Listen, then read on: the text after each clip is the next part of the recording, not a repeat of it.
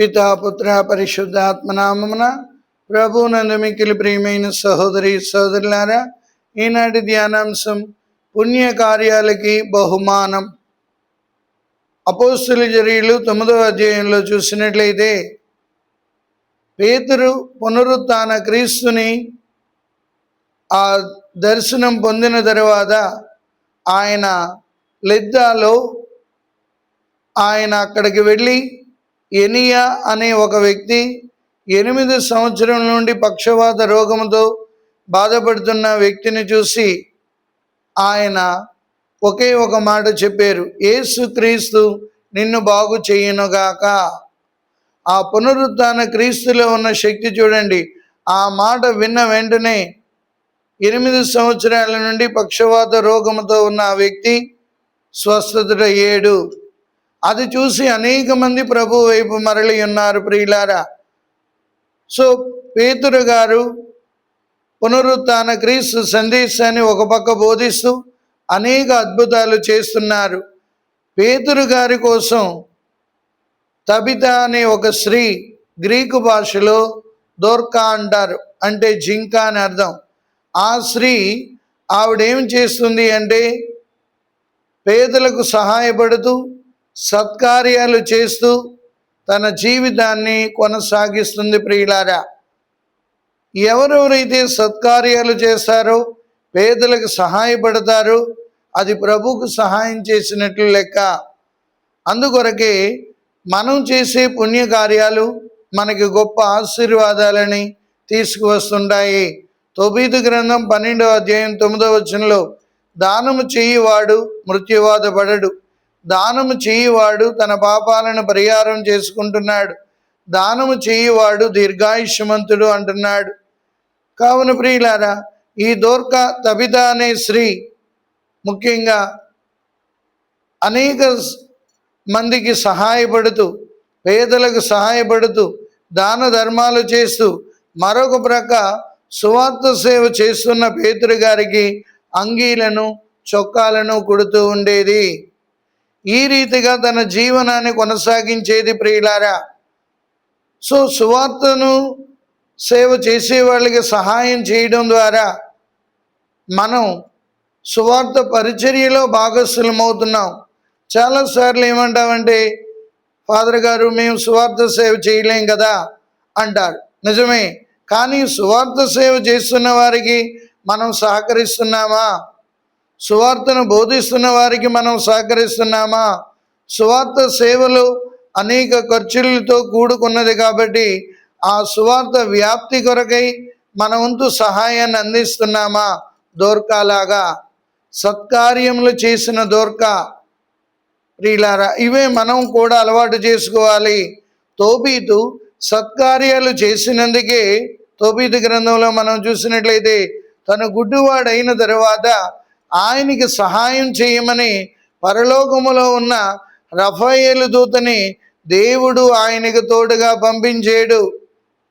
తోబీతు చేసిన సత్కార్యాలు చూసినట్లయితే శవాలను పాతిపెట్టడం, వీధుల్లో అటు ఇటు సంచారం చేస్తూ తినడానికి తిండి లేని వారికి సహాయం చేయడం, దాన ధర్మాలు చేయడం, భోజనం పెట్టడం, ఇలాంటి అన్ని సత్కార్యాలు చేస్తుండేవాడు తోబీతు.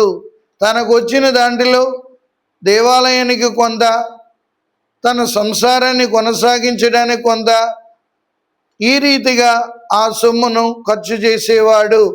అంత మంచి కార్యాలు చేసిన తోబీతుకి ఆయన అనుకోని రీతిలో గుడ్డివాడైన తర్వాత దేవుడు తోబీతు ఆపదలో ఉన్నాడని గుర్తించి పరలోకములో ఉన్న రఫాయేలు దూతను తోడు పంపించి తన సమస్యల నుండి గట్టెక్కేటట్లు చూసుకున్నాడు.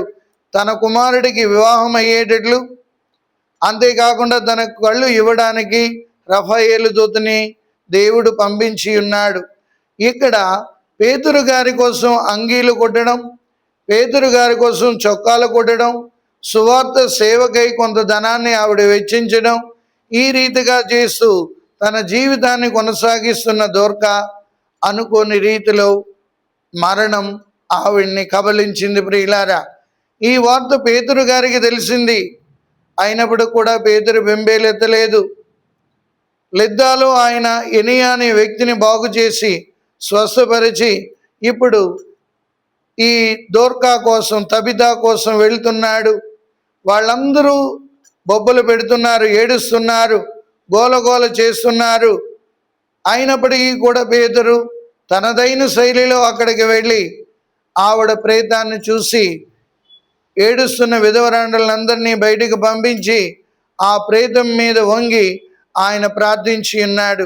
ప్రియులారా, ఇదే సంఘటన మనం బైబిల్లో 3 సార్లు చూస్తాం. రాజుల గ్రంథంలో ఏలియా ప్రవక్త మరణించిన ఆ అబ్బాయి మీద వంగి, ప్రేతం మీద వంగి ప్రార్థన చేసి ఆయనకి జీవాన్ని ఇచ్చాడు. ఎందుకంటే ఆవిడ కూడా ముఖ్యంగా ప్రవక్తకి ఎంతగానో సహాయపడ్డది ప్రియులారా. అందుకొరకే దానికి బహుమానం, ప్రవక్తను గౌరవించువానికి ప్రవక్త బహుమానం ఉంటుంది అన్నట్లుగా అక్కడ ఏలియా ప్రవక్త ఎప్పుడైతే ఆ మరణించిన ఆ బిడ్డను ప్రేతం మీద వంగి ప్రార్థించగా జీవాన్ని పోసుకున్నాడు. ఆ తర్వాత యేసు ప్రభు మరణించిన బాలిక దగ్గరికి వెళ్ళి వాళ్ళందరినీ బయటకు పంపించి ఆ ప్రేతం మీద ఆయన ప్రార్థన చేసి తబితా కుమి, చిన్నదానా లెమ్ము అని ఆవిడ్ని బతికించి ఉన్నాడు. ఇక్కడ యేసు ప్రభు శిష్యుడైన పేతురు గారు ఇక్కడ చూసినట్లయితే ఈ తబితా అనే స్త్రీ, గ్రీకు భాషలో దోర్కా అంటారు, అంటే జింక అని అర్థం. ఈ స్త్రీ పుణ్యకార్యాలు చేసి మరణించింది. ఎప్పుడైతే పుణ్యకార్యాలు చేసి మరణించిందో అలాంటి మరణాలు దేవుడికి ఇష్టం ఉండదు. కాబట్టి పేతురు ద్వారా ఆవిడని దేవుడు జీవం పోస్తున్నాడు ప్రియులారా. కావున పుణ్యకార్యాలు చేసిన ఆ తబితాని పేతురు జీవం, పునరుత్థాన క్రీస్తు శక్తితో జీవం పోసి ఉన్నాడు. మళ్ళా ఆవిడ ఆయుష్ పెంపొందించుకుంది. కావున ప్రియులారా, మన అనుదిన జీవితంలో కూడా మనం పుణ్యకార్యాలు చేస్తూ దేవుడు ఇచ్చే బహుమానాలను అందుకుందాం. ప్రభు మిమ్మందరినీ ఆశీర్వదించి కాచి కాపాడునుగాక. ఆమెన్.